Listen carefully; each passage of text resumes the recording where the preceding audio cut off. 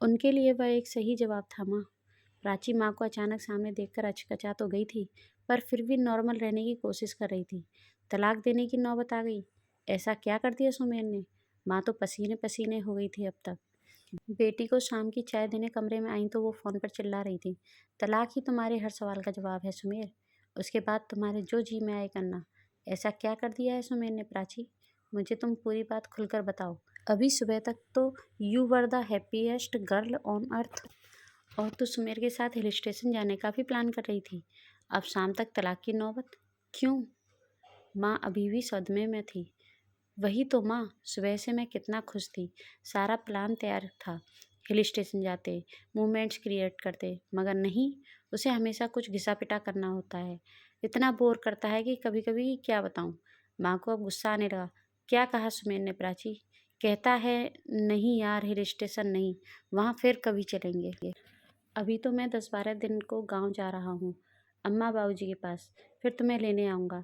1-2 दिन तुम भी वहाँ रुकना, फिर वहीं से बैंगलोर चलेंगे। प्राची का मुँह फूला हुआ था। मैंने तो साफ कह दिया कि हिल स्टेशन जाना है मतलब जाना है, और तुमने सोच भी कैसे लिया कि मैं वहाँ गाँव जाऊँगी मिट्टी फाँकने? तो वो बिना बात के चिढ़ गया और फ़ोन काट दिया। हाउ, मतलब हाउ डेयर ही। मैंने उसे दोबारा कॉल किया तो बकवास करने लगा। जैसे तुम अपने घर से प्यार करती हो, क्या मुझे अपने घर की याद नहीं आती?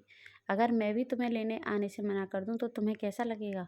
बस मुझे गुस्सा आ गया और मैंने उसके हर सवाल का एक सही जवाब दे दिया। प्राची आंखें चुराते हुए बोली माँ से।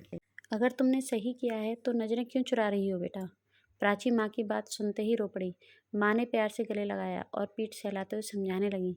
कभी सोचा है कि प्रखर और पूनम भी हमारे पास आना छोड़ दें तो हमको कैसा लगेगा? बेटा, जैसे इस घर में तुम्हारे बचपन की यादें जुड़ी हैं, वैसे ही सुमेर की भी तो अपने घर की याद आती होगी। उसके अम्मा बाबूजी भी तो उसके आने की राह देखते होंगे।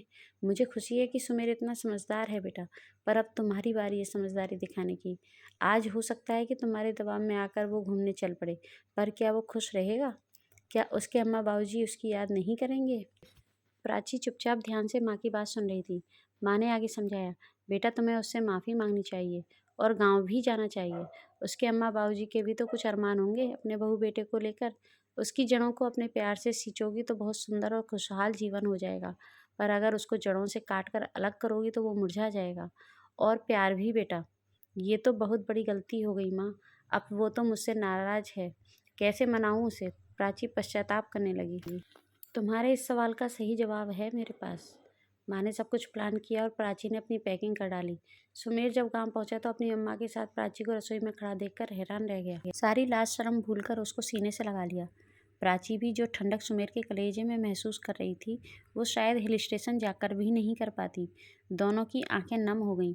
तभी अम्मा चिल्लाईं, बीनी को कमरे में ले जा बेशरम। दोनों शर्माते हुए अलग हो गए और अम्मा हंसने लगी। फ्रेंड्स, अगर अब आपको हमारी कहानी पसंद आई हो तो उसे लाइक शेयर ज़रूर करें। चैनल सब्सक्राइब कर लें, बेल आइकन प्रेस कर लें, जिससे कि आपको आने वाली न्यू स्टोरी का नोटिफिकेशन मिल सके।